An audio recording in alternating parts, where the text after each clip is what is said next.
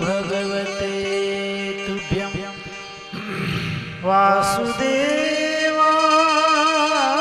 धीमहि प्रद्युम्नाय अनिरुद्धाय नमः संकर्षणाय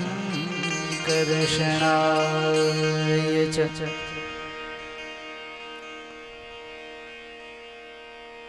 वागरथा इव सम्प्रोक्तौ वागरथ प्रतिपत्तये जगतः पितरौ वन्दे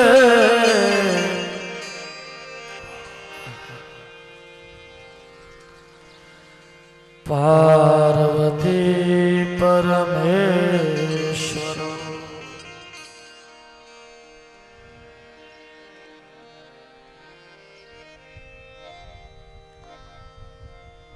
ओम नमो भगवते वासुदेवाय।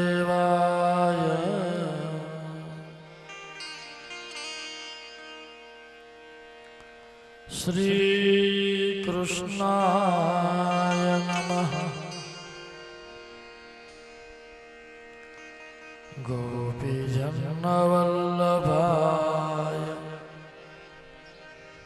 नमो नमः। ओम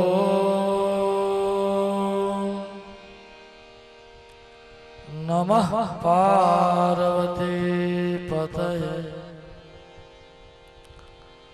हर हर महादेव।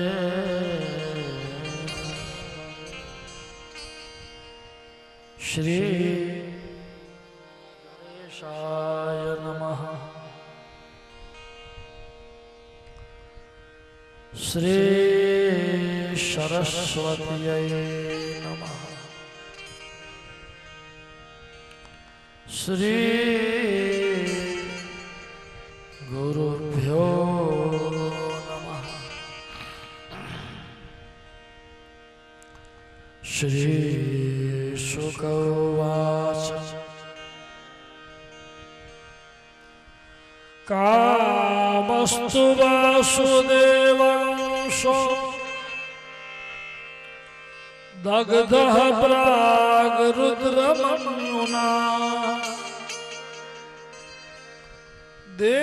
देहोपबद्धये भूयः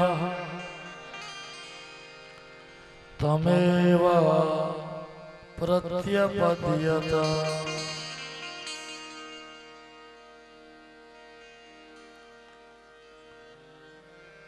गंगा किनारे सुगताल तीर्थ में द्वारिकाधीश श्री कृष्णए रुक्मिणी जी नु कुंडीनपुर मांथी हरण कर्यो। माधवपुर ने विषे भगवान परण्या। देवकी माए साचा मोतीना पोखणा थी कृष्ण रुक्मिणी जी ने वधाव्या अने आखी द्वारिका में भगवान नो जे लग्नोत्सव प्रभु नो लग्न थया एटले आखी द्वारिका में उत्सव थयो। तोरणो बंधाया रंगोळीओ पुराई। ई भगवान ना दिव्य लग्नोत्सव की कथा वर्णवी। रुक्मिणी जी ना लग्न की कथा आपणे जे कही एनो मुख्य अर्थ ई छे जेम रुक्मिणी जी केम भगवान ने वरी गया नहींतर एना लग्न तो शिशुपाल साथे नक्की थया था। तोय रुक्मिणी जी भगवान की प्रार्थना करी तो प्रभु पधार्या के नहीं। એમને લેવા માટે આવ્યા કે નહીં? રૂક્ષ્મણીજીને પરણવો તો દ્વારિકાનાથને જ પરણવો હતો. મનથી નક્કી કરી લીધું કે વરિષ્ઠ તો શ્રી દ્વારિકાનાથને જ,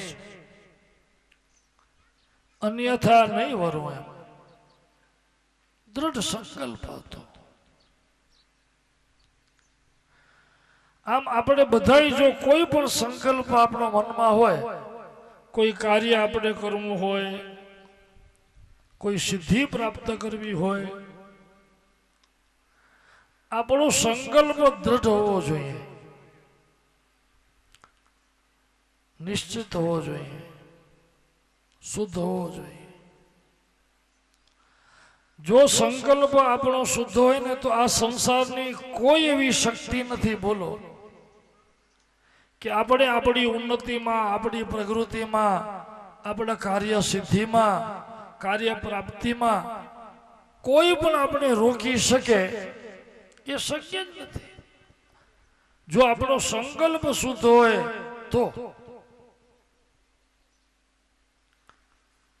તો આપણે પ્રકૃતિએ સાથ આપે. ખાલી માણસો કે સંસાર નહીં, સ્વયં પ્રકૃતિ સાનુકૂળ થઈ જાય. આપણા કાર્યને સિદ્ધ કરવા માટે, આપણી ઉન્નતિ માટે,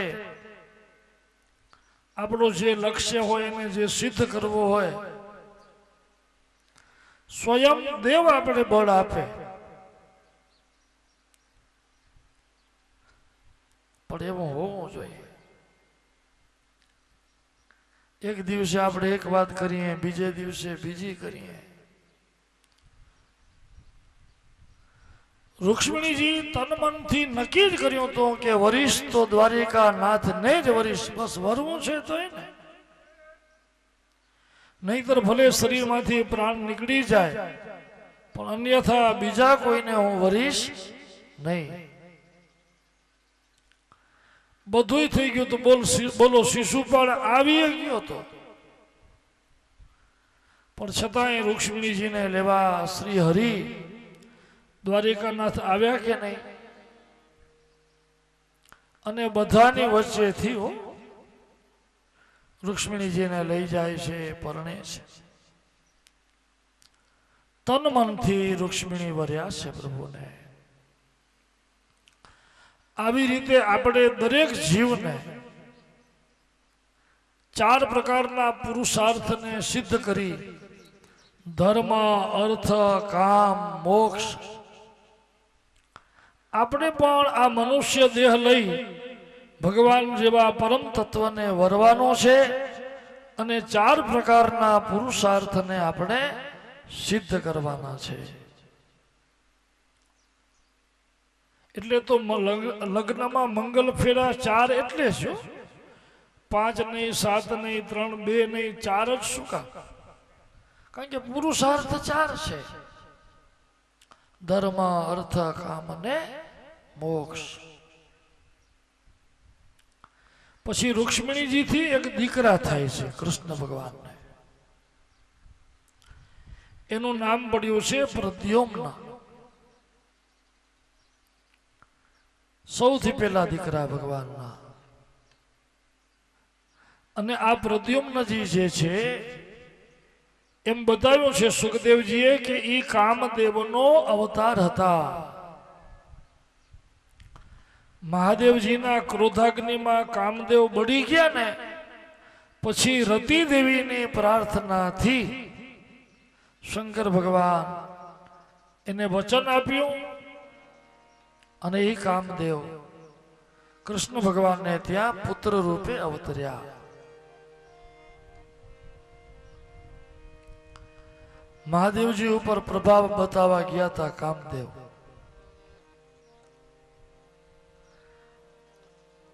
શંકર ભગવાન તો પહેલેથી નિષ્કામ છે. મહાદેવને કોઈ કામના છે? આ કામદેવ બળી એટલે ગયો.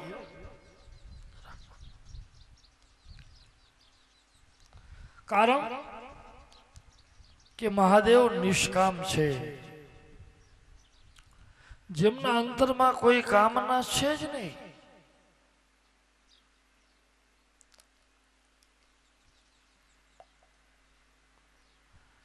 આપણે આગળ કહી ગયા કે કામના એટલે ઇન્દ્રિયોની ઈચ્છા, ઇન્દ્રિયોની વાસના.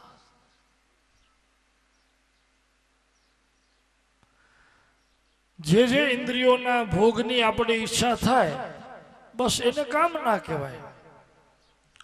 તમને સારા કપડાં પહેરવાની ઈચ્છા થાય તો કામના, સારું ખાવું પીવાની ઈચ્છા થાય તો કામના, હરવા ફરવાની ઈચ્છા થાય, ભોગની ઈચ્છા થાય, કામના. આ બધી કામના જ છે. ગીતાજીમાં કહ્યું છે કે સંગાત સંજાયતે કામઃ. અને કામનાઓ બધી ઉત્પન્ન ક્યારે થાય તો કે સંગથી. આપણે સંસારનો સંગ કરીએ, વિષયોનો સંગ કરીએ તો કામનાઓ ઉત્પન્ન થાય. સંગાત સંજાયતે કામઃ. અને કામનાઓ છે ને બહુ હોય ને એને ક્રોધ બહુ આવે. અતિશય ક્રોધ છે ને બહુ આવતો હોય તો સમજી લેવાનો કે આ કામી બહુ છે. કામાદ ક્રોધો વિજાયતે ગીતામાં લખ્યું છે. સંગાત સંજાયતે કામઃ કામાદ ક્રોધો વિજાયતે. કામીને ક્રોધ બહુ આવે. ક્રોધ શું કામ આવે કે અંતરમાં અભાવ, કામના પૂર્ણ ન થાય. આપણે જો જે કાંઈ વિચારી રાખ્યું હોય કે હું આમ થઈશ, હું આમ થઈશ, હું આમ બનીશ, આપણે કામના કરી, સિદ્ધિની કામના, નામની કામના, કોઈને લોકેશના છે, કોઈને પુત્રેશના છે, કોઈને વિદેશના છે. કામનાઓ આપણે કરી અને પછી જો એ કામના સિદ્ધ ન થાય, એટલે કે કામના આપણી પૂર્ણ ન થાય તો અંદર અભાવ રહી જાય કે નહીં. પછી જિંદગીમાં એ પસ્તાવો રહ્યા કરે કે અરે રે આમ નથી.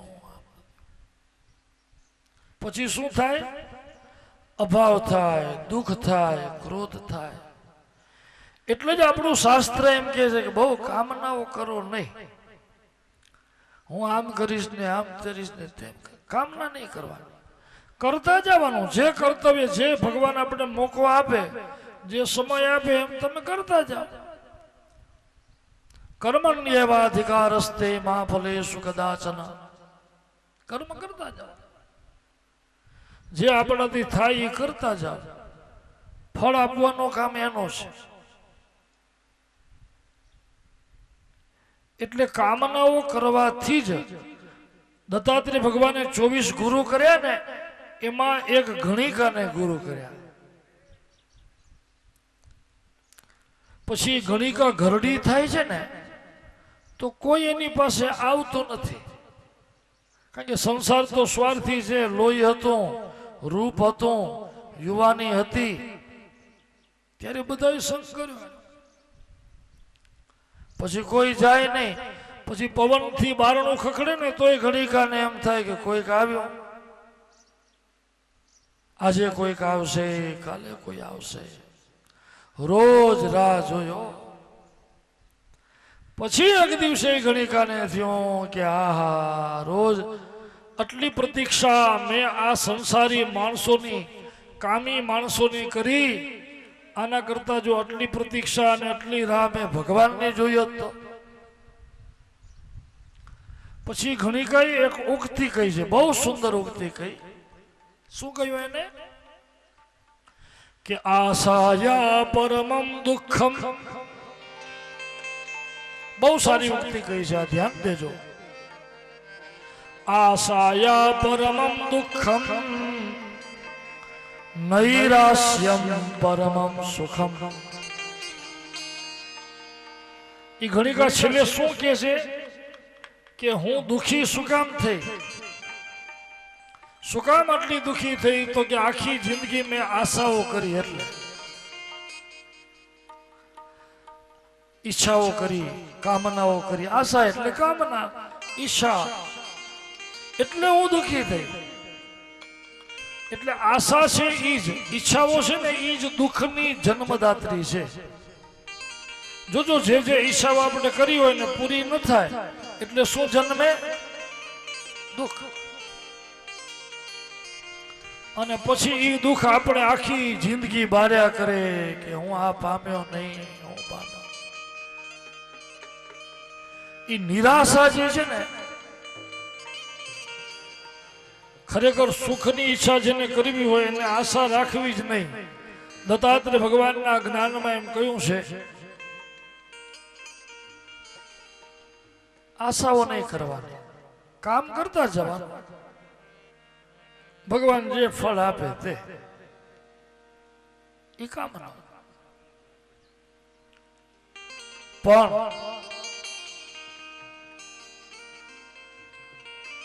મહાદેવજીને તો કોઈ કામના છે જ નહીં, નિષ્કામ. એટલે કામદેવ એને પ્રભાવ બતાવવા ગયો તો બળી ગયો. શું કામ? કે શંકર ભગવાનને બાહ્ય કામે નથી અને અંતર કામ પણ નથી. જેમના શરીરમાં કોઈ કામનાઓ છે જ નહીં. જો મહાદેવજી પાસે બધું હતું, નતું એમ નહીં, છે ને. કુબેર ભંડારી જેવા જેના મિત્ર છે, બોલો. પણ છતાંય મહાદેવજીએ કોઈ દી ધન ભેગું કર્યું? ધારે તો મહાદેવજીને ધનના ઢગલા થઈ જાય.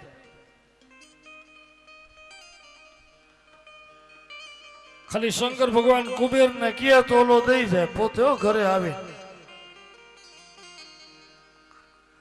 અષ્ટ સિદ્ધિઓ જેની પાસે નૃત્ય કરતી હોય, મહાદેવ તો એવા યોગી છે કે અષ્ટ સિદ્ધિઓ જ્યાં નૃત્ય કરે. પણ છતાંય મહાદેવજી રે ક્યાં છે? કૈલાસમાં ખુલ્લા. વાઘાંબર પહેરે, ચિતા ભસ્મ લગાવે, સર્પમાળા પહેરવે. મહાદેવજી ધારે તો સુંદર મજાના વસ્ત્ર, સુંદર ઘરેણા, સુંદર પદાર્થો બધું ધારણ કરી શકે. પણ મહાદેવજીએ શું લગાવ્યું છે? ચિતા ભસ્મ. કે આ બધું જે કઈ દેખાય છે ને એ બધું ભસ્મ જ થવાનું છે. ભસ્મ એટલે લગાવ્યું છે કે આ સંસાર આખો ભસ્મ છે. અગ્નિ રીતે ભસ્મ, વાયુ રીતે ભસ્મ, જલમિતિ ભસ્મ, સ્થલમિતિ ભસ્મ. વેદોમાં કહ્યું છે.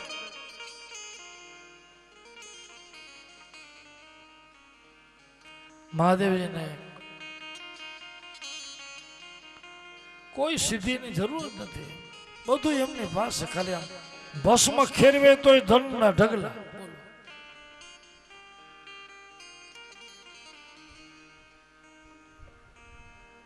ઈ મહાદેવજીને કોઈ કામના જ નથી. અને કામદેવ એના ઉપર પ્રભાવ. આપણે તો બધાને જો, આપણે આ સંસારી માણસો છીએ એટલે આપણે તો અનેક કામના હોય. કોઈને પદની કામના હોય, કોઈને પ્રતિષ્ઠાની કામના હોય, કોઈને ધનની, કોઈને સંતાનની, કોઈને લોકચાહના, બધું હોય. પણ મહાદેવજીને કઈ છે જ નહીં. બોલો, પોતે કઈ નથી રાખતા, છતાંય શંકર ભગવાનને કોઈ ઈચ્છા નથી. પણ એમ છતાં એમના દ્વારે જે કોઈ ભગત આવે એ કોઈ પાછો ખાલી હાથે જાય? પાછા એ કહેવાયમાં દેવાથી દેવ. પોતે કાંઈ રાખતા નથી, છતાંય કોઈ આવે તો એ પાછો ખાલી ન જાય. ખાલી જોલી લઈને આવે ને ભરેલી લઈને જાય. જે માગે એ દે. झोली मेरी भर दे हो कैलाश वाले, झोली मेरी भर दे हो कैलाश वाले, बेड़ा पार कर दे हो कैलाश वाले, झोली मेरी भर दे हो कैलाश वाले, बेड़ा पार कर दे हो कैलाश वाले.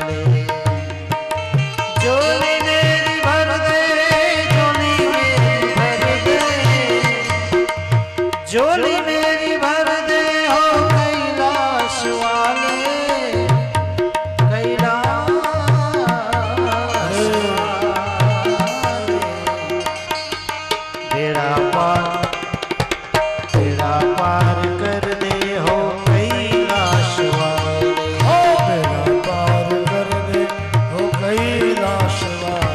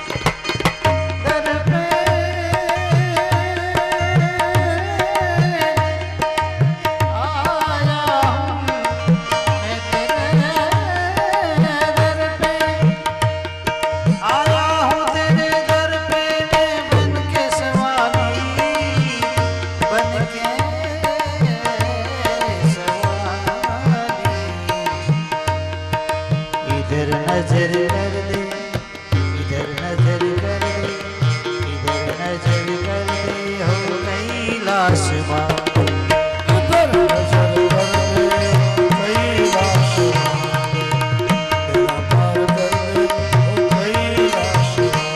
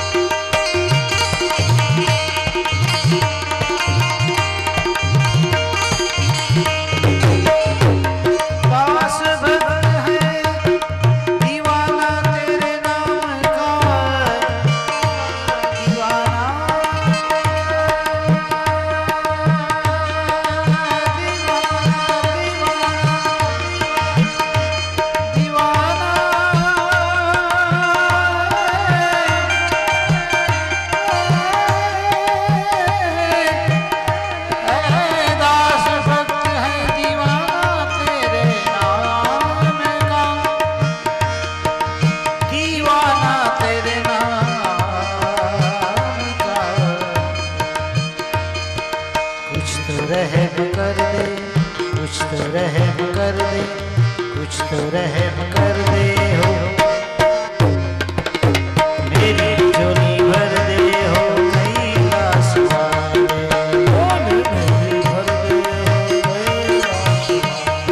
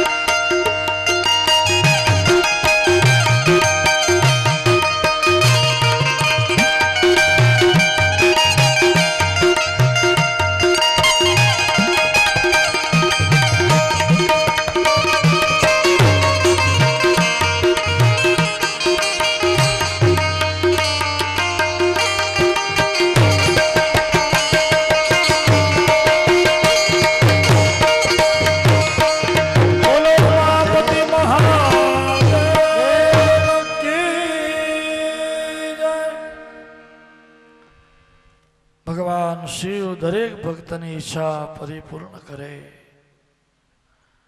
મહાદેવ પોતે નિષ્કામ છે, છતાંય શરણે આવનારની કામનાઓ પરિપૂર્ણ કરે. આ જ વિશેષતા છે. નથી જોતો છતાં બીજાને આપે છે. પોતે નિષ્કામ છે પણ જગતની કામના પૂર્ણ કરે, ભક્તની કામના પૂર્ણ કરે. મહાદેવ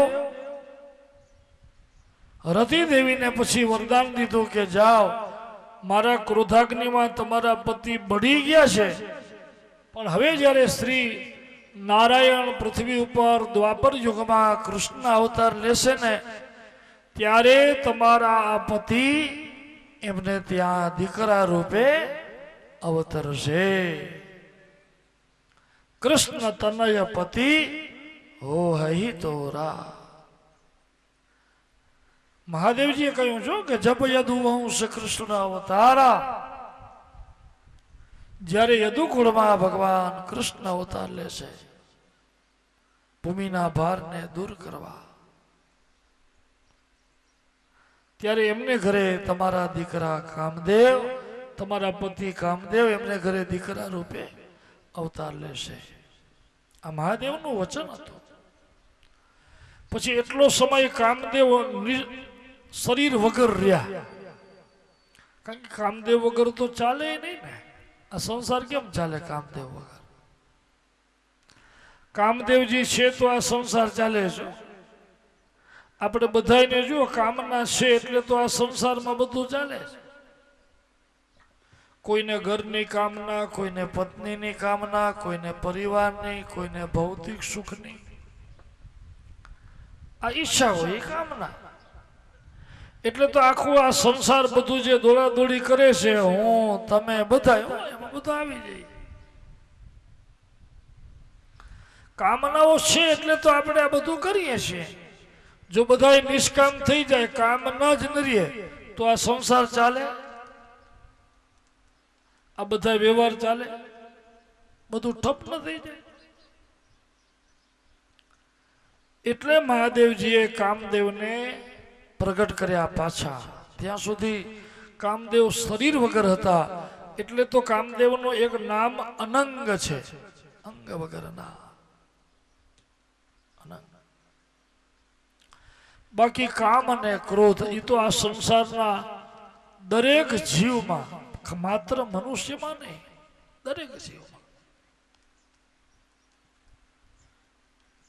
કોઈકમાં ઓછું હોય, કોઈકમાં વધુ હોય, પણ હોય બધા. તમે જોજો કોઈક માણસને ક્યારેક ક્યારેક ક્રોધ આવે ખરો. કોઈ એમ ન કહી શકે કે મને કોઈ દી ગુસ્સો આવે જ નહીં. એવું આવે. ઘણાને તો છેડે બાંધ્યો હોય, કઈ આવે એનું નક્કી નહીં, હાલતા બગડી પડે. અને ઘણાને તમે જોજો માન આવે ખરો, પણ બહુ કોઈ તકલીફ થી આપણે કહીએ ને પાણી નાકથી ઊંચું જાય પછી તપે.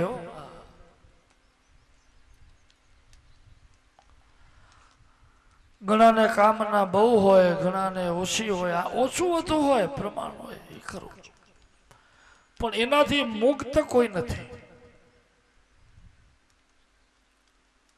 કોઈ જીવ નથી મુક્ત.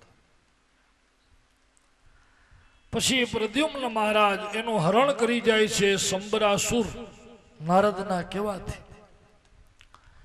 પછી દરિયામાં પધરાવી દે છે. એ જ દીકરો એને ઘરે આવે છે. પછી રતિ દેવી એને સમજાવે છે કે તમે કઈ બાણાસુરના દીકરા નથી, તમે તો દ્વારિકા નાથના દીકરા છો.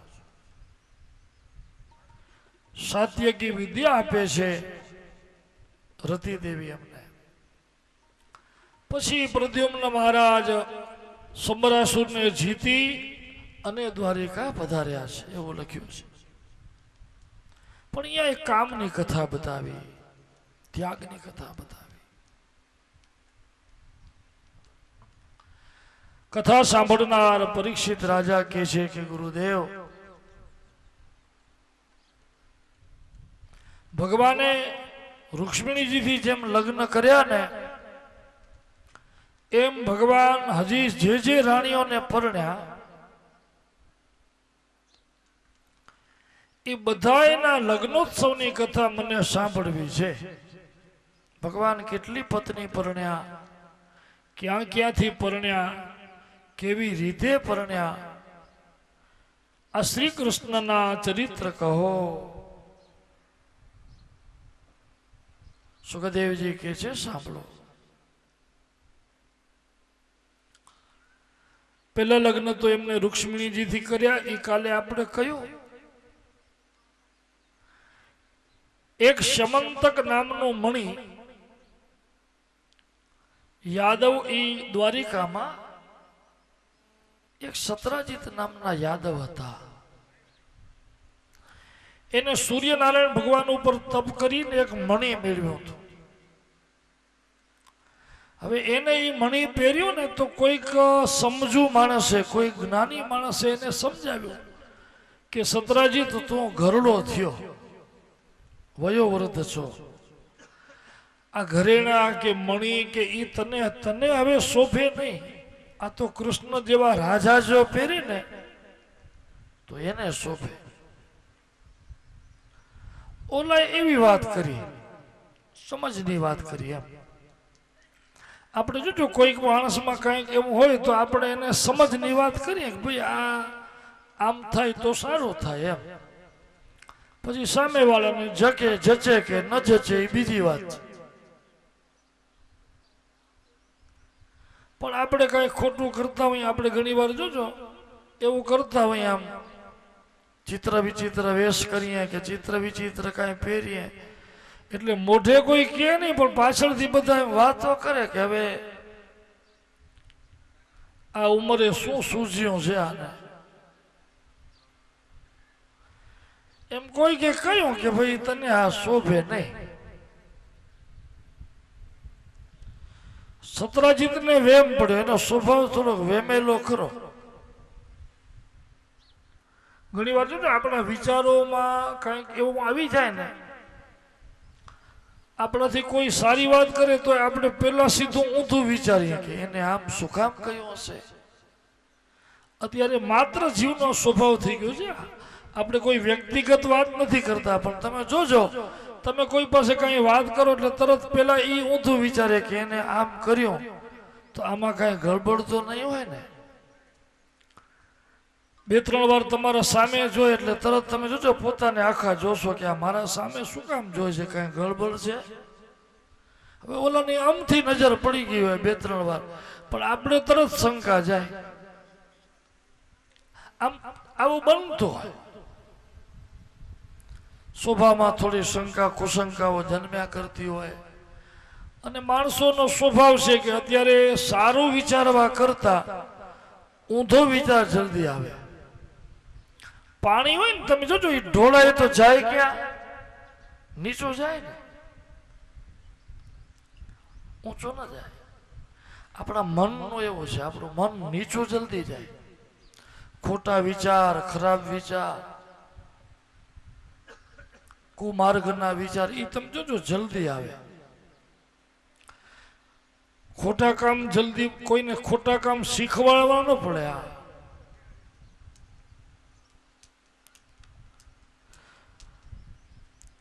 કોઈ બાપા દીકરાને બીડી પીતા શીખવાડે નહીં, શીખવાડે કે લે આ બીડી લગાવ. પણ રોજ બાપાને આમ જોતો હોય ને, બાપા બીડી પીતા હોય, આમ સળગાવતા હોય, કશું દેતા હોય, છોકરો જોતો હોય ને કદી બાપા ન હોય અને જુડી પડી હોય તો ઓલાને એમ થાય કે હાલો આજે કરીએ, કર્યા ખાતરો લગાવે. કારણ કે ખરાબ વસ્તુ છે ને એમાં મન જલ્દી જાય. ખરાબ વસ્તુમાં મન ખેંચાય, મન નીચું જલ્દી જાય છે, દુર્વિચાર જલ્દી આવે. એટલે જ આપણું શાસ્ત્ર એમ કહે છે કે ખરાબ કામ આપણે કરીએ તો સ્વાભાવિક છે કે બધાની અસર થવાની જ છે. આપણે ઘરમાં વ્યસન કરીએ તો પરિવારમાં કરવાના છે, ખોટું કરીએ તો પરિવારમાં કરવાના છે. અનુકરણ આપણું થાય. પછી આપણે રોજ પૂજા કરીએ, માળા કરીએ, દર્શન કરીએ, વડીલો આવે તો પગે લાગીએ, સાધુ સંત આવે તો પગે લાગીએ, આવું બધું આપણે કરતા હોઈએ. પછી છોકરાઓ જોતા હોય તો એને એમ થાય ને કે નાના પગે લગાતું હોય. તમે જોજો ઘણી વાર મહેમાન આવે ને બાપા ઉઠીને પાણી ભરવા જાય તો છોકરાને શરમ આવે, એ કે રેવા દો હું ભરી આવું છું યાર. કરું એક વખત એને નમવું જોઈએ એ વાત નક્કી છે. તમે એક વખત કરો તો એનું અનુકરણ કરે. પણ આપણી તકલીફ એ છે કે આપણે જોજો ક્યાંય નમવું જ નથી. આ માણસ હંમેશા ઊંચો ઝાલે છે, તૂટી જાય પણ તમે જોજો નમશે નહીં. એ ઊંચા ઊંચા સબ કોઈ ચાલે, ऊंचा ऊंचा सब कोई चाले, नीचा चाले न कोई राम। ऐसो है मेरे भाई जो जब पीवे अमर हो जा। ऐसो है मेरे भाई जो जन पीवे हो जाए। हरि रस ऐसो है मेरे भाई जो जन पीवे अमर हो जा।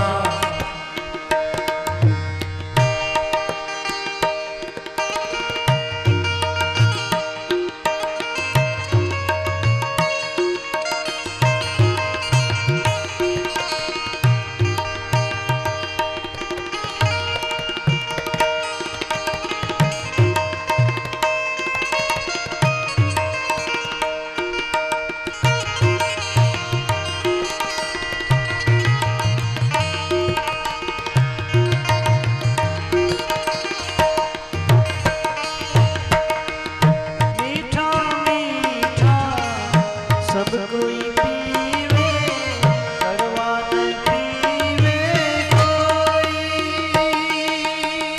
मीठा मीठा सब कोई पीवे, कड़वा न पीवे कोई। एक बार जो कड़वा पीवे, एक बार जो कड़वा पीवे, सबसे मीठा हो ये राम रस। ऐसा है मेरे भाई जो जन पीवे हो जाए। हरि रस ऐसो है मेरे भाई जो जन पीवे अमर हो जा।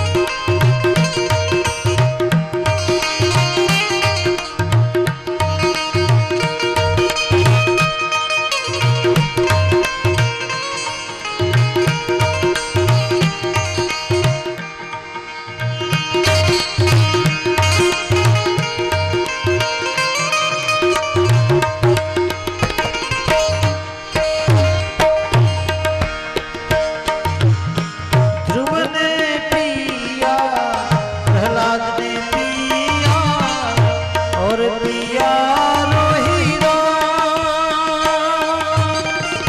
ध्रुव ने पिया, प्रहलाद ने पिया, और पिया रोहिदास। ध्रुव ने पिया, प्रहलाद ने पिया, और पिया रोहिदास। दास कवि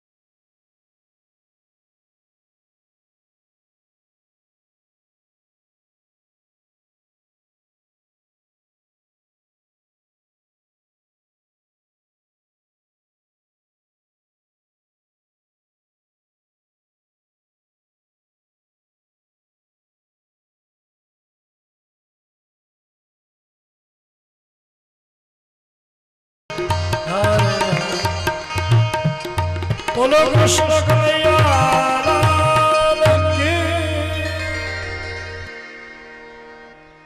કોઈ કે સતરાજીતને સુંદર વાત કહી, સમજની વાત કહી, પણ એને ઊંધો વિચાર આવ્યો કે મારી ઈર્ષા કરે છે, કૃષ્ણને જોતું હશે. પછી બન્યું એવું કે એને એ મણી તો પહેર્યું નહીં, લઈ ગયો એનો ભાઈ શિકાર કરવા પ્રસેન. હવે એ પ્રસેન શિકાર કરવા લઈ ગયો તો એને સિંહે મારી નાખ્યો, સિંહ વળી એને સિંહને મારીને એ મણી રીંછ લઈ ગયો. આવું બધું બન્યું. પણ ઓલા સતરાજીતને શંકા કેના ઉપર ગઈ? દ્વારિકાનાથ ઉપર. કે આ મણી માગ્યું તું ને દીધું નહીં ને, તો જોયો મણીએ ગયો અને મારો ભાઈએ ગયો. શંકા એક એવી છે કે એક વખત વળી જાય ને, જો એને શંકા થઈ ગઈ કૃષ્ણ ઉપર, પછી મનમાં એ વાત નીકળીને એને પત્નીને કહ્યું છેવટે કે આ કામ બધું કૃષ્ણનું છે, મને તો શંકા એના ઉપર છે. હવે શંકા એક એવી વસ્તુ છે, એક વખત શંકા જો ઉત્પન્ન થાય ને પછી એને દૂર કરવી બહુ કઠિન છે બાપા. એટલે તો કહેવાય છે ને બધા એના ઓસડ છે, પણ શંકાની કોઈ દવાઈ નથી. નથી વૈદ પાસે, નથી પછી ઓલા અત્યારના એલોપેથી હોય બધા MBBS કે MD, એનો કોઈ ઉપાય નથી. જ્ઞાન સિવાય બીજો કોઈ ઉપાય છે શંકાનો? આમ વાત વધી, શ્રી કૃષ્ણને ખબર પડી, તપાસ કરી તો મણી પછી જાંબુવાન પાસે નીકળ્યું ઠેઠ. ભગવાને બધી તપાસ પૂર્ણ કરાવી, કારણ કે પ્રજાને જો અવિશ્વાસ થાય તો અરાજકતા થાય. આ બધા સંબંધ છે ને, રાજા પ્રજાના, સેવક સ્વામીના, મિત્ર મિત્રના, પતિ પત્ની, તમે જોઈ જાઓ બધા સંબંધ હંમેશા વિશ્વાસ ઉપર ટકે છે. સંબંધમાંથી વિશ્વાસ જાય પછી સંબંધ રહે નહીં, પછી જાજુ ન ચાલે.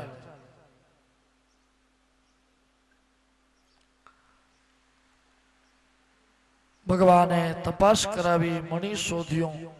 પછી સતરાજીતની શંકા દૂર કરી કે જો આ મણી ક્યાં હતો, તને શંકા મારી ઉપર થઈ ને, હવે જોઈ લીધું ને. પછી તો ઓલા જાંબુવાન કે મહારાજ તમને મણી તો દઉં છું, પણ મારી એક વિનંતી છે કે આ મારી દીકરી યુવાન થઈ ગઈ છે, હું મૂર્તિઓ શોધતો હતો અને ત્યાં તમે સામા આવ્યા, એટલે હવે મને એમ લાગે છે કે તમારાથી સારો મૂર્તિઓ બીજો કોણ હોય આ સંસારમાં? આ દીકરી મારી સ્વીકાર. ભગવાન ભક્તને આધીન છે, એટલે જાંબુવાનના ઋણને ઉતારવા એની દીકરીને પરણ્યા. પછી તો ઓલા સતરાજીતને ભૂલ સમજાણી ને, એટલે ભૂલને સુધારવા એની એકની એક દીકરી હતી સત્યભામા, એ શ્રી કૃષ્ણને પરણાવ્યા કે તમે મારી દીકરી પરણો તો મને વિશ્વાસ આવશે કે તમે મને માફ કર્યો, એમ મને ક્ષમા કરો. આમ એ મણીના કલંકને દૂર કરવા ભગવાન બે રાણી પરણ્યા, જાંબુવતી અને સત્યભામા. આ થયા શ્રી કૃષ્ણના 3 લગ્ન. ચોથા લગ્ન એમને ક્યાંથી કર્યા? તો કે સૂર્યની દીકરીને પરણ્યા છે, કાલિંદી. આ યમુનાજી છે ને, એ સૂર્યની કન્યા છે. સૂર્યનારાયણના 2 દીકરા ને 1 દીકરી, શ્રાદ્ધદેવ મનુ અને યમરાજા. આ નરક લોકના જે સ્વામી યમરાજા છે ને, એ સૂર્યનારાયણના દીકરા છે. સૂર્યપુત્રમ યમાગ્રજમ, એના દીકરા. અને એક દીકરી આ યમુના. યમુનાજી ને યમુરાજા બે ભાઈ બહેન થાય એટલે તો આપણે જાતા નથી ભાઈ બીજના સ્નાન કરવા યમુનાજીમાં. મૂળ કારણ એ છે. એ યમુનાજી દ્વારિકાનાથને પરણવા તપ કરતા હતા. અર્જુનને ખબર પડી. અર્જુને શ્રી કૃષ્ણને કહ્યું કે મહારાજ, આ કન્યા તમને પરણવા તપ કરે છે, આવો બતાવો.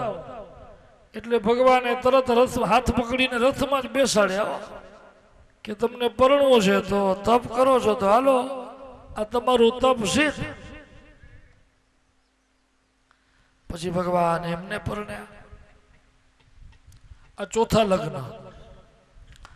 પાંચમા લગ્ન ભગવાને કર્યા છે અવંતી નગરીમાંથી. વિંદ અનુવિંદ નામના બે રાજકુમાર હતા. એની દીકરી એની બેન મિત્રવિંદા, એની સાથે ભગવાન પરણ્યા. છઠ્ઠા લગ્ન ભગવાને અયોધ્યાથી કર્યા છે. નગ્નજીત રાજાની દીકરી સત્યા એનાથી. એનું બીજું નામ નાગ્નજીતી હતું. એ નગ્નજીત રાજાએ એવો સ્વયંવર રાખ્યો હતો કે 7 માતેલા સાંઢને એક દોરડે નાથે એને મારી દીકરી પરણાવ. એ 7 સાંઢ એટલે બધા કામ ક્રોધાદિ. આપણી અંદર જે 7 અવગુણ છે ને એને શાસ્ત્રમાં સાંઢ કહ્યા છે. કામને જીતવો, ક્રોધને જીતવો, લોભને જીતવો, મોહને જીતવો, આ બધાને જીતવા એ માતેલા સાંઢને જીતવા જેટલું જ પુરુષાર્થ છે, એટલી જ મહેનત છે. સામાન્ય જીવ ન કરી શકે એટલે શ્રી કૃષ્ણએ આ લીલા કરી અને એને પરણ્યા. 7મી દીકરી ભગવાન પિતૃસ્વસુ ફઈ ઘેરથી પરણ્યા છે. ક્ષત્રિયોમાં એવો રિવાજ હોય છે કે ફઈને ઘરે ભત્રીજી આપે, એવી પરંપરા ચાલે છે. 8મી કન્યા ભગવાન શ્રી કૃષ્ણ પરણ્યા છે મદ્ર દેશમાંથી, દક્ષિણ ભારતમાંથી, મત્સ્યવેદ કરીને. આ 8 ભગવાન જે પરણ્યા ને એ અષ્ટપટરાણીઓ કહેવાય છે. પછી ભગવાન ભૌમાસુરને મારી અને 16,100 કન્યાઓને એક સાથે પરણ્યા. એક ભૌમાસુર હતો. એની આખી એક કથા છે. પરાગ જ્યોતિષપુરનો રાજા હતો એ, અને ભૂમિનો દીકરો હતો એ. બ્રહ્મા ઉપર તપ કરીને એને વરદાન મેળવ્યું હતું કે મારું મૃત્યુ તો જ થાય જો મારી માં મને અંતરથી મરવાનો કહે તો, નહીતર મારું મૃત્યુ ન થાય. આવું વરદાનનો બળ મેળવી અને આ ભૌમાસુર એવો સ્વચ્છંદી બન્યો, દુરાચારી બન્યો, અનાચારી બન્યો, વ્યભિચારી બન્યો. અનેક વર્ણની એને કન્યાઓના હરણ કર્યા, પાપાચાર કર્યા, દુરાચાર કર્યા. એક વખત તો સ્વર્ગમાં ગયો ને તો ત્યાંથી પારિજાત વૃક્ષ, દેવાંગના, અદિતિમાના કુંડલ એ બધું લઈ આવ્યું, હરણ કરીને લઈ આવ્યું. એટલે ઇન્દ્ર મહારાજે ભગવાન દ્વારિકાનાથને સ્તુતિ કરી કે મહારાજ હવે આ બહુ છકી ગયો છે, આને કંઈક દંડ કરો. પછી ભગવાન સત્યભામાને લઈ અને એના પ્રાગ જ્યોતિષપુરમાં લડવા જાય છે. દરિયાની વચ્ચે રહેતો તોય સૌથી પહેલા ભગવાને એના નગરની રક્ષા કરનારો એક મૂળ નામનો દાનવ હતો એને માર્યો છે. મૂરને માર્યો એટલે ભગવાનનું નામ પડ્યું મુરારે. આપણે કહીએ છીએ ને શ્રી કૃષ્ણ ગોવિંદ હરે મુરારે. મૂરના અરી, અરી એટલે શત્રુ. અરી શબ્દનો અર્થ થાય છે શત્રુ. મૂર દાનવને મારનારા મૂરના અરી. પછી ભગવાને અનેક સેનાપતિઓને માર્યા. છેલ્લે ભૌમાસુર લડવા આવ્યો, મરતો નતો. સત્યભામાથી યુદ્ધ જોવાયું નહીં, એ ભેગા આવ્યા હતા સત્યભામા. યુદ્ધમાં ભયંકર દ્રશ્યો જોઈને, કોઈના હાથ કપાયેલા, કોઈના પગ કપાયેલા, કોઈ કણસતું હતું, કોઈ તડફડતું હતું, લોહીની નદીઓ વહેતી હતી. પછી જોવાયું નહીં. અને ગમે એમ તો સ્ત્રી છે સત્યભામા. દ્વારિકાધીશને કે હવે મારાથી જોવાતું નથી આ યુદ્ધ. આ ભૌમાસુરને જલ્દી મારો ને, જલ્દી મારો તો અંત આવે. જ્યાં એમ કહ્યું કે આને મારો, એટલે તરત ભગવાને સુદર્શન ચક્ર ઉપાડ્યું. જ્યાં સુધી સત્યભામા બોલ્યા નહીં ત્યાં સુધી માર્યા નતા. કારણ કે સત્યભામા પૃથ્વી તત્વ છે. આ 8 જે પટરાણીઓ છે ને ભગવાનની, એ કોઈ સામાન્ય સ્ત્રી નથી. 8 પ્રકૃતિ છે. જગત પ્રકૃતિને આધીન છે અને પ્રકૃતિ પરમાત્માને આધીન છે. આ વાયુ, સૂર્ય, ચંદ્ર, દરિયા, પૃથ્વી, આકાશ બધું કેના ઉપર ટક્યું છે? બ્રહ્મ ઉપર. વેદાંતમાં એક વાત છે, વેદાંતમાં લખ્યું છે કે બધી પ્રકૃતિ છે ને એ ભગવાનના ચરણના આંગણામાં રહેલી છે. એટલે તો વેદાંતમાં એને કહેવાય છે દશાંગુલ ન્યાય. શું કહેવાય એને વેદાંતમાં? દશાંગુલ ન્યાય. આ બધી પ્રકૃતિ એકબીજા કરતા 10 ગણી છે.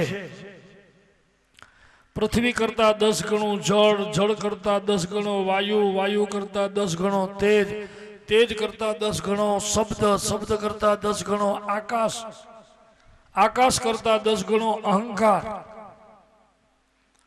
અહંકાર કરતા 10 ગણું મહત્તત્વ.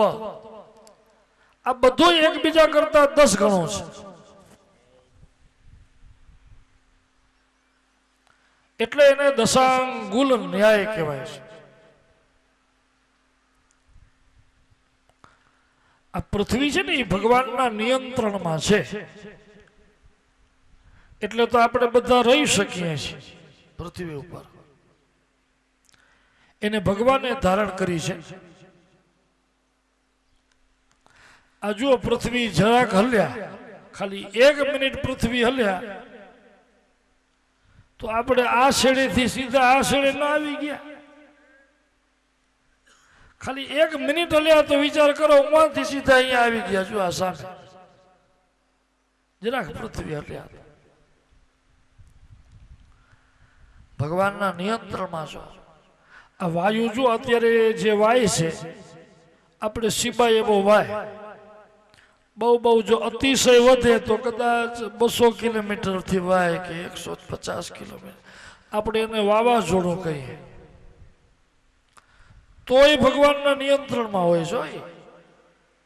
અને જો ભગવાન એને છૂટો મૂકી દે, ખાલી 200 કિલોમીટરથી વાય છે તોય બધું ઉડવા માંડે છે કે નહીં? વિચાર કરો. ઓલા વિલાયટી નડિયા પાંદડાની જેમ ઉડ્યો. વચ્ચે આવ્યું હતું વાવાઝોડું. ત્યારે આ અમેરિકામાં હમણાં નથી આવતા, જુદા જુદા નામ પાડતા હતા. કેટરીના ફલાણું આવ્યું, કેટરીના આવ્યું, બધું ગમરોડી નાખ્યા. ભગવાનના અંકુશમાં છે. બોલો, વાયુ. આ દરિયાઈ ભગવાનના અંકુશમાં છે. જ્યાં સુધી પ્રભુના અંકુશમાં બધું છે ત્યાં સુધી આપણે બધાએ રહી શકીએ છીએ.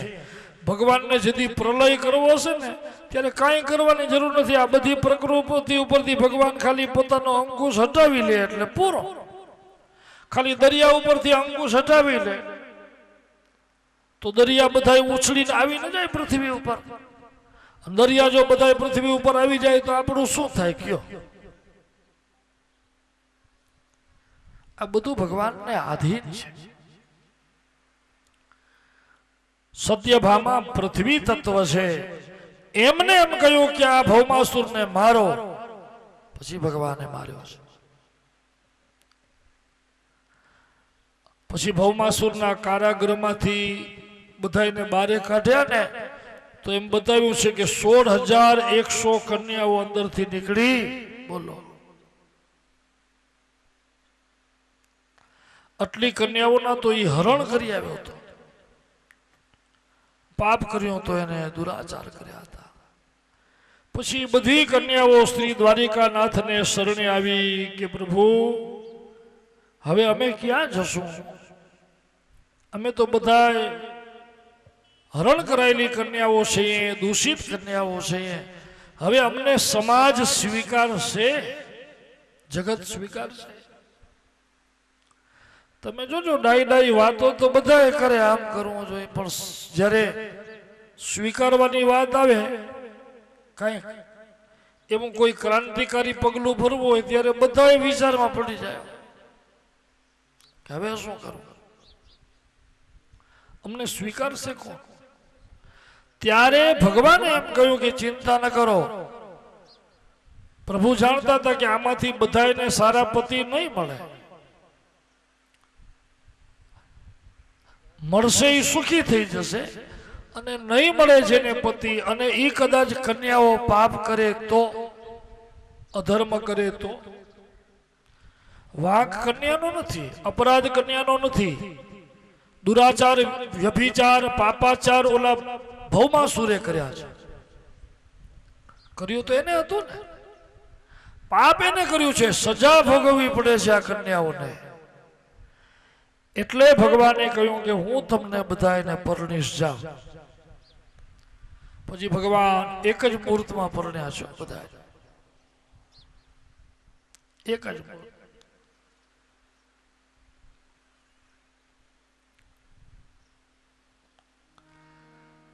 એ વિશાળ મંડપો રચાયા, બધે તૈયાર થયા. આ સમૂહ લગ્ન તો હવે નીકળ્યા છો. સૌથી પહેલા સમૂહ લગ્ન ભગવાન શ્રી કૃષ્ણે કર્યા. બોલો, 16,100 કન્યાને એક ભેગા. માંડવા તમે જુઓ તો, પણ વરરાજા બધા એમાં એક જ.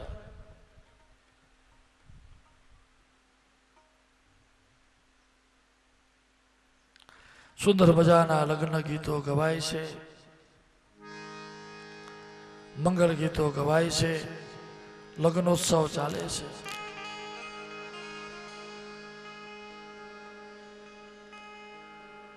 હું તો સુંદર શ્યામ ને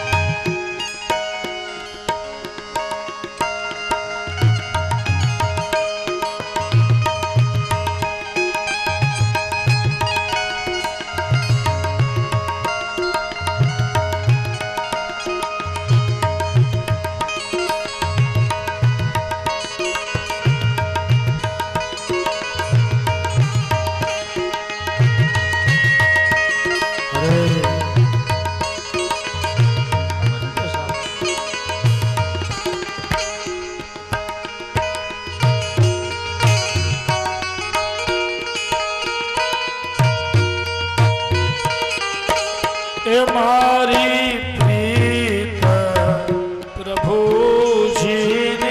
ભાવો મારી પ્રીત પ્રભુજીની ભાવો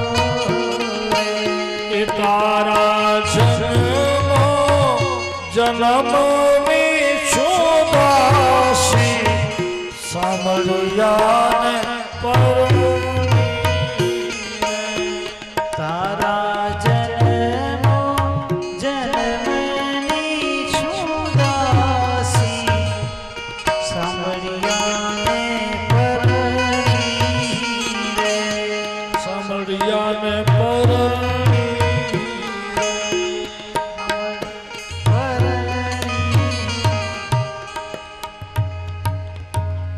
એક જ મુહૂર્તમાં ભગવાન 16,100 રાણીને પરણ્યા. આ થયા લગ્ન ભગવાનના કેટલી રાણીઓ થયા પ્રભુના?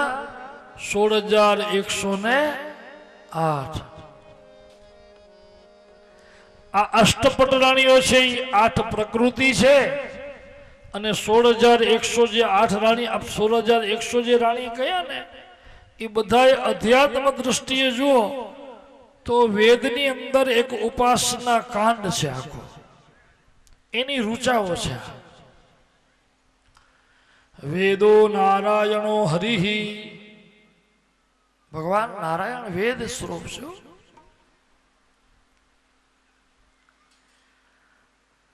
આ ભગવાનની બધી કથા બહુ ગૂઢાર્થવાળી છે. કૃષ્ણ ભગવાનની આ બધી શક્તિઓ છે એ સ્ત્રી રૂપ આવી છે. દિવ્ય કથા સુખદેવજી મહારાજે વર્ણવી. પછી ભાગવતજીમાં બતાવ્યું છે કે ભગવાને બધાને એક સરખા મહેલ આપ્યા, એક સરખા સુખ આપ્યા અને ભગવાને બધાને સંતાન સુખે એક સરખું એમ લખ્યું છે ભાગવતજીમાં કે બધી રાણીઓને 10-10 દીકરા અને એક દીકરી થયા છે. હવે 16,108 રાણી એના બધાના કેટલા દીકરા? 10-10 દીકરા. તમે વિચાર કરો ભગવાનનું કુળ કેટલું. હમણાં આપણે કહ્યું ને કે આ રાણીઓ બધી વેદની રૂચા છે અને દરેક રૂચાના 10-10 વિભાગ છે. એ આ બધા પોત એમના દીકરા. એમ વાત બધી વેદાંતની છે. આ વેદાંતની વાત આપણે સહજતાથી સમજાય એટલે આ ચરિત્રો પ્રભુના વર્ણવીને આપણે સમજાવવામાં આવ્યું છે. વેદાંતની વાતો છે. પછી ભગવાનના દીકરા પુત્રની કથાએ કહી છે કે પ્રદ્યુમ્ન મહારાજ રૂકમાવતીને પરણ્યા, રૂકમિણી દીકરીને. પછી ભગવાનના પોતરાજી હતા ને અનિરુદ્ધ, એ બાણાસુરની દીકરી ઓખાને પરણ્યા હતા. બાણાસુરને મહાદેવે આ કન્યા આપ્યા હતા, પણ મહાદેવે કહ્યું હતું કે જ્યારે આ દીકરી પરણાવીશ ને ત્યારે તારી 1000 હાથની શક્તિ દૂર થશે. એટલે એને દીકરી ન પરણાવવાનો નિર્ણય કર્યો હતો. બારે મહેલની બહાર એને રાખ્યા હતા, એકાંતમાં રાખ્યા હતા, ચિત્રલેખાની સાથે રાખ્યા હતા. પછી ચિત્રલેખાને બધું કહે છે, ચિત્રલેખા અનિરુદ્ધનું હરણ કરી આવે છે, નારદજી પરણાવે છે. આ બધી કથા ઓખા હરણમાં બહુ વિસ્તારથી છે.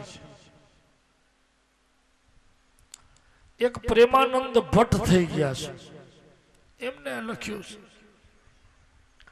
એમાં ચૈત્ર મહિનામાં તો બધા વળી ખાસ ઓખા હરણ કર્યો. 3 દિવસ થાય, ક્યાંક 5 દિવસ થાય, અને ક્યાંક થોડું થોડું વંચાવાનું હોય તો મહિનો હલાવે.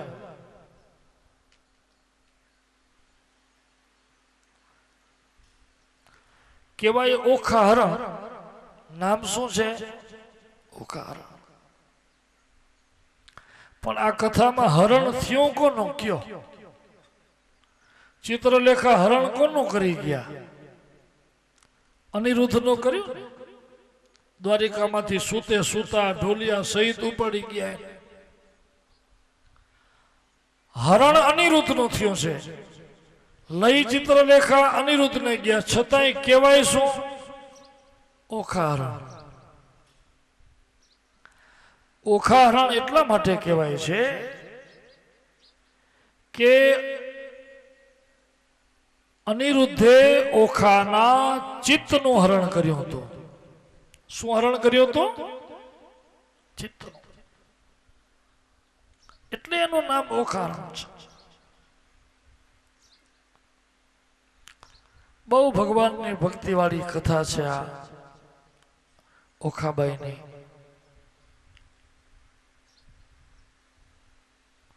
પછી હરિહરનું એમાં યુદ્ધ થાય છે. એ અનિરુદ્ધને છોડાવવા દ્વારિકાનાથને આવવું પડે છે, યુદ્ધ થાય છે. અંતે બાણાસુર દ્વારિકાનાથને શરણે થયો અને દીકરી પરણાવી. આ ચૈત્ર મહિનામાં આપણે ખાસ આ કથા કરીએ છીએ એનું કારણ એ છે ઓખારણની. પછી બેનો આપણે જો વ્રત કરે, ઘણા તો એવું નિયમ લે કે હું આખો મહિનો ચૈત્ર મહિનામાં મીઠું નહીં ખાઉં.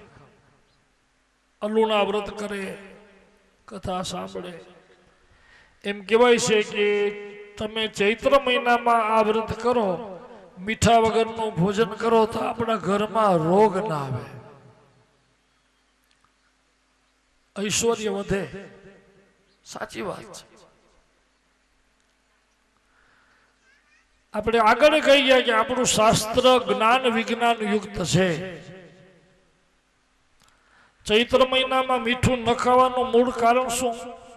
કે આપણા શરીરમાં ચૈત્ર મહિનામાં પોતાની મેળે મીઠું વધે છે, ક્ષાર વધે. ગરમી થાય ને, ગરમી થાય પછી પરસેવો છે એ શું છે? મીઠાના જે અગર હોય ને, અગરમાં સૌથી વધુ મીઠું ક્યારે પાકે? ગરમી બહુ પડે તો. તમે જો ચૈત્રમાં વૈશાખમાં મીઠાના પાક બહુ ઉતરે.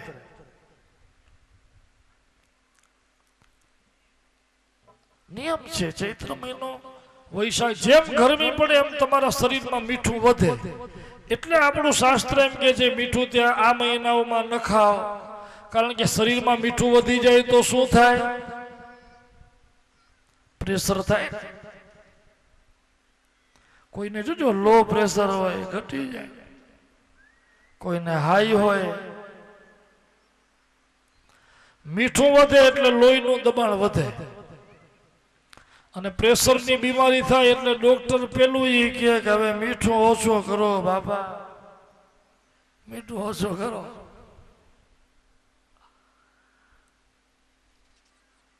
આ બધું વિજ્ઞાન યુક્ત જ છે.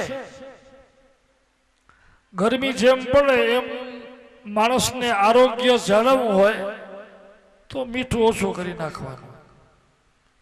આ બે થોડી વસ્તુ છે ને, એક ખાંડ અને બીજું મીઠું. આ બે ઓલું કડવું ઝેર છે, ખાંડ મીઠું ઝેર છે. અમુક ઉંમર થાય પછી પોતાની મેળે તમારે ઓછો કરી નાખવાનો ધીમે ધીમે. પછી એમ થાય કે હવે 55 ટપી ગયા છે તો લાડવાનો મોહ ઓછો કરી નાખવાનો.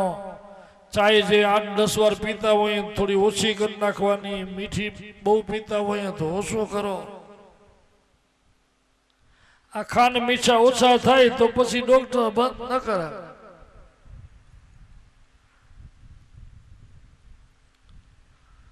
બધી કથાઓના રહસ્ય એ જ છે. બોલો, ઓખા હરણની કથા સંભળાવી છે. ભગવાનને શરણે જે કોઈ જીવ આવી જે ઈચ્છા કરે પૂર્ણ કરે. એકવાર યુધિષ્ઠિર રાજાએ શ્રી કૃષ્ણ ભગવાનને કહ્યું કે મારે રાજસૂય યજ્ઞ કરવો છે. નારદજી સાથે સંદેશો મોકલાવ્યો. શું કરવું છે? રાજસૂય યજ્ઞ.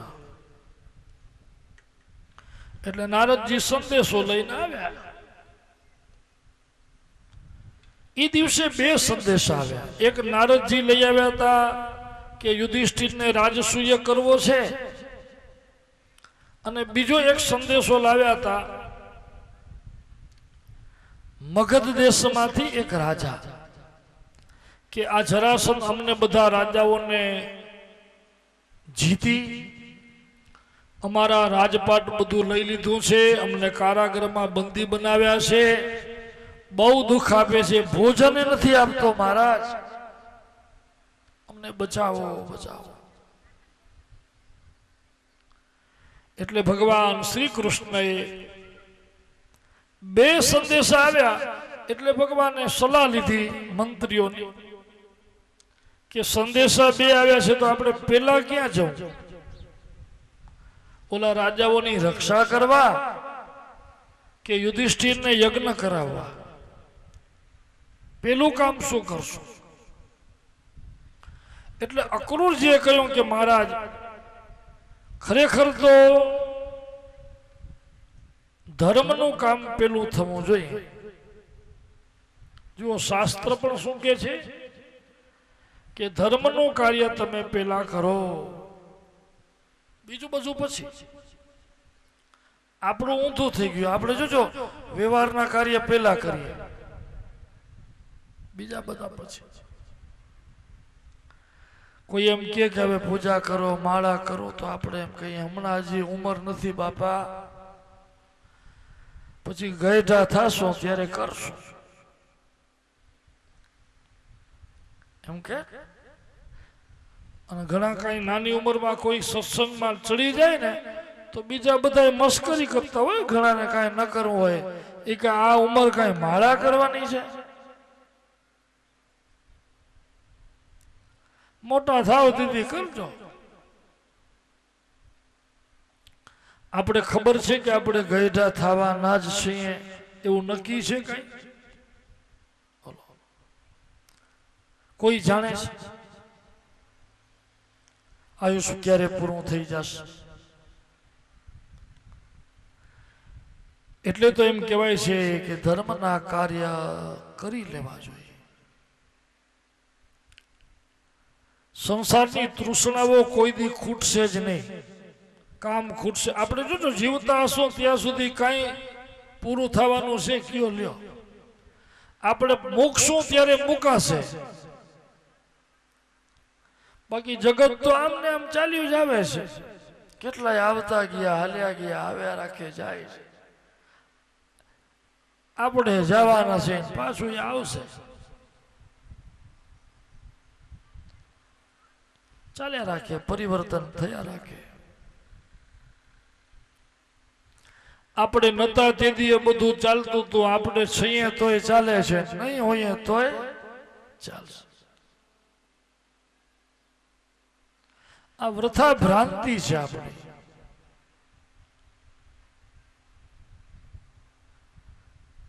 ભગવાનની ભક્તિ તો આપણામાં કહેવત છે ને, જાગ્યા ત્યારથી સવાર. બસ આત્મ જાગૃતિ થઈ ગઈ તો શરૂ કરી દેવાનું, પછી રાહ નહીં જોવાની કોઈ નહીં.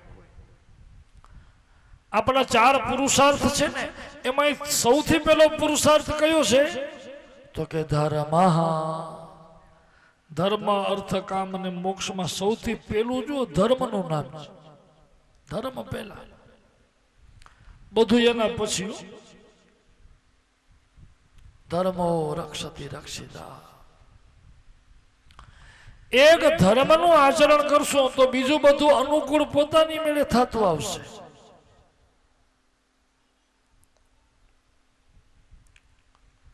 ધર્મથી અર્થ આવશે.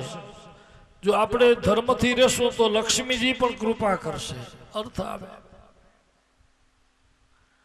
લક્ષ્મી જો શુભ લક્ષ્મી હોય તો એ પાછા સત્કર્મ એ કરાવે, કામના હોય એ પરિપૂર્ણ એ કરાવે. અને સત્કર્મ જો કરશો તો મુક્તિ પણ એ અપાવશે.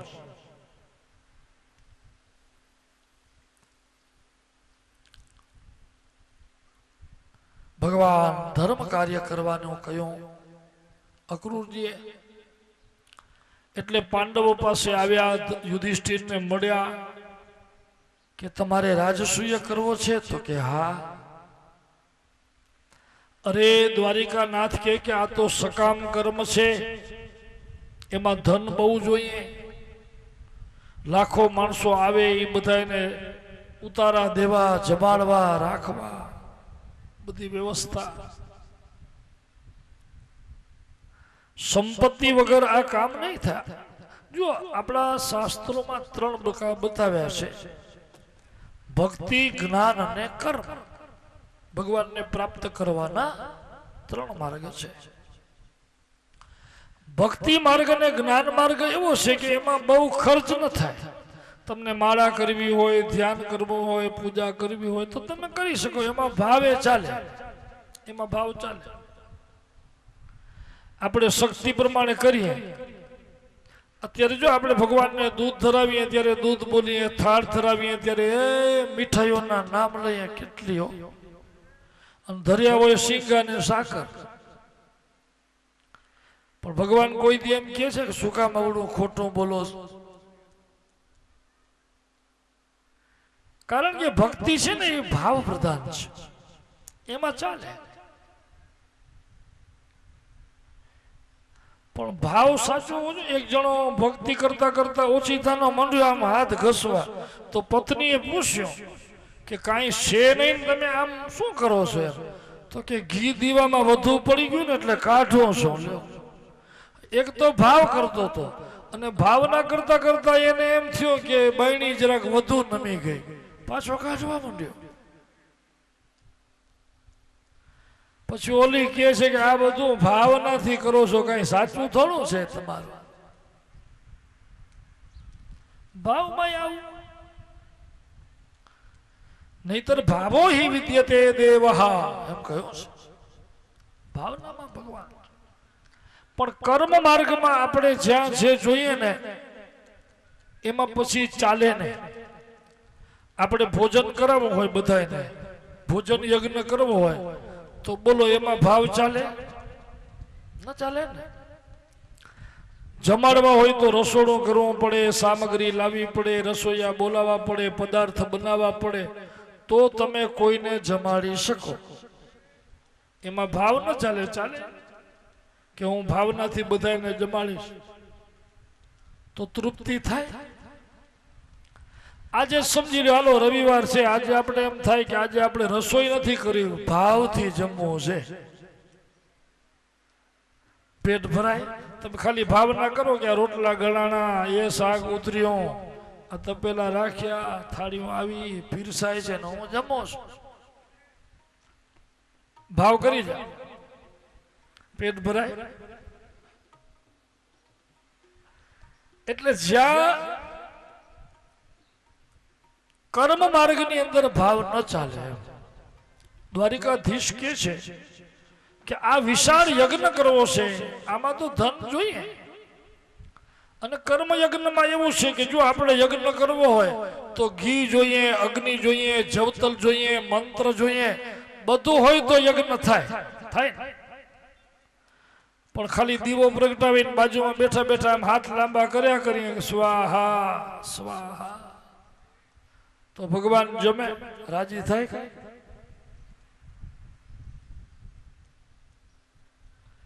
પછી એમાં બધું જોઈએ.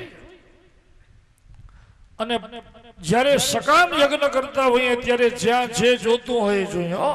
રસોઈ કરવી હોય તો જ્યાં ગોળ જોતો હોય ત્યાં ગોળ જોઈએ, મીઠું જોતું હોય ત્યાં મીઠું જોઈએ, બદામ પિસ્તા જોતા હોય તો એ જોઈએ. તમે બધાય પદાર્થ ઊંચા ઊંચા લ્યો, મોંઘા લ્યો, એક મીઠું સૌથી સસ્તું છે, પણ છતાંય જો એ મીઠું તમે ન રાખો, સામગ્રીમાં ન નાખો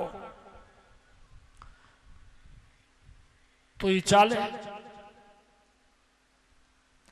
જ્યાં એની જરૂર છે, ભલે એનું મૌલ્ય થોડું છે પણ એની જરૂર છે ત્યાં એ જોશે. જરૂર જોઈએ. ઘણી વાર કોઈ માણસ મગજનું નબળું હોય ને તો ઉલટા એમ કહેવાય કે એમાં ચૈતર ઓછો છે થોડો. મીઠું જોઈએ તો ખરું. થોડો કે ઘણો, જ્યાં જેની જરૂર પડે. આ યજ્ઞ બહુ મોટો છે, વિશાળ છે, તો તમારી પાસે સંપત્તિ શું છે, ધન શું છે?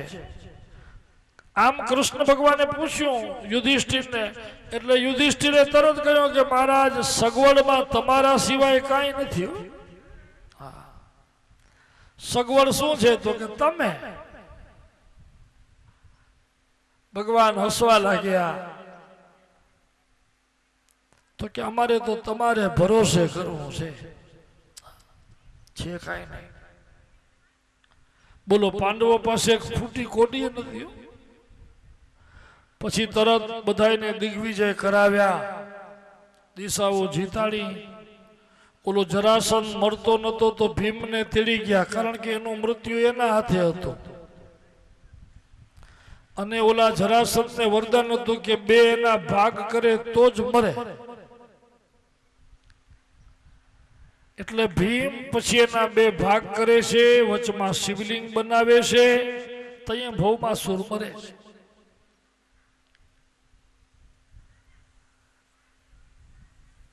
ભૌમાસુરે કહ્યું ભીમને કે માર્યો તે નથી મને, હું અત્યારે જીવતો થવું હોય તો થઈ જાઉં, પણ વચ્ચે તે મહાદેવનું નામ લીધું ને, ભલે લિંગ તે રેતીનું બનાવ્યું, પણ નામ કયું લીધું?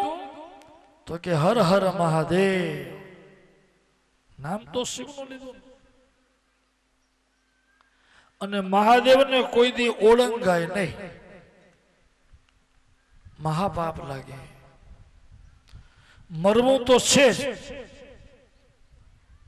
હું શિવને મારા ઈષ્ટ છે એને ઓળંગીશ નહીં. એટલે ભૌમાસુર મરણ પામ્યો. બહુ ધ્યાન દેજો, આપણે પણ શંકરના મંદિરમાં દર્શન કરવા જઈએ ત્યારે કોઈ દી ઓળંગતા નથી, અડધેથી પાછા વળીએ કે નહીં. જીવને શિવ થવાનું છે, ઓળંગવાનું નથી. આપણે બધા કોણ છીએ? શિવ તત્વ છીએ. ચિદાનંદ રૂપા શિવોહમ શિવોહમ. જીવ શિવ છે.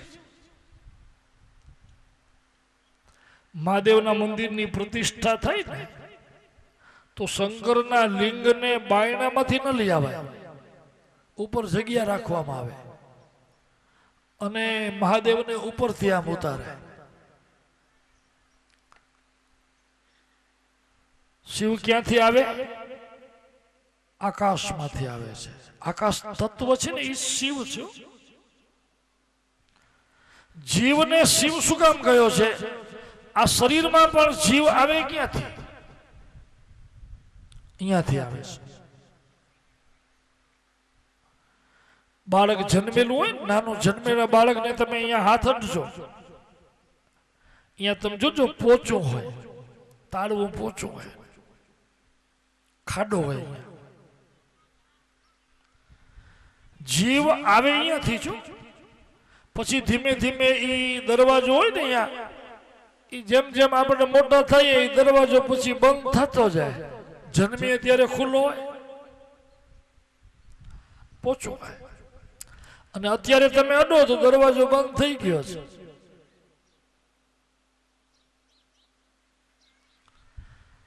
શરીરમાં પણ જીવ આવે અહીંયાથી છે. અને મોટા મોટા યોગી પુરુષ હોય ને,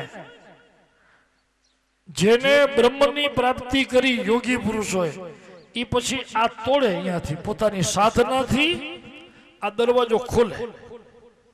એને આત્યાંતિકી ગતિ કહેવાય. એ ગતિનું નામ છે આત્યાંતિકી ગતિ. યોગની એક ક્રિયા છે. અને યોગી પુરુષો આ દરવાજાને ખોલી નાખ્યો, એટલી શક્તિઓ એના. ઉપરના દ્વારથી ત્યાંથી જેના પ્રાણ જાય એને સિદ્ધિ, ભગવાનની પ્રાપ્તિ, બ્રહ્મલોક, બ્રહ્મની સાથે. પછી ઉપરના કાણામાંથી પ્રાણ જાય ને, મોઢામાંથી, આંખમાંથી, કાનમાંથી, તો શાસ્ત્ર એમ કહે છે કે એની સારી ગતિ થાય, ઊંચો દેહ મળે એમ. અને મળમૂત્ર દ્વારા જેના પ્રાણ જાય એની અધોગતિ થાય, નરકમાં જવું પડે.